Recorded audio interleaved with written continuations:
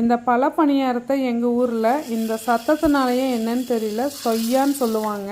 இதுக்கு கனிஞ்ச ஒரு 6-7 வாழைப்பழம் எடுத்துக்கலாங்க. நான் பனை சர்க்கரை எடுத்துருக்குறேங்க. இனிப்பு பழங்கிறதுனால நான் சர்க்கரை கொஞ்சம் கம்மியாக தான் எடுத்துருக்குறேன். நீங்கள் வெல்லமோ கருப்பட்டியோ கூட சேர்த்துக்கலாம். குழையாமல் வேக வச்சுருக்கிற கடலைப்பருப்பு, 1 ஸ்பூன் அளவுக்கு ஊற வச்சுருக்கிற வெள்ளை ரவை, நல்லா அரைச்சி வச்சுருக்கிற சர்க்கரையும் வாழைப்பழமும், 4 ஸ்பூன் அளவுக்கு கோதுமை மாவு, இது எல்லாத்தையும் போட்டு ஒரு கெட்டியான இட்லி மாவு பதத்துக்கு கரைச்சிக்கலாங்க. இதில் நீங்கள் சோடா உப்பு எதுவுமே சேர்த்த வேண்டாம், ஏன்னா ஊற வச்சுருக்கிற வெள்ளை ரவை சேர்த்திருக்கிறோம். இது பொதுவாக எண்ணெயில் தான் போட்டு பொரிச்சு எடுப்பாங்க.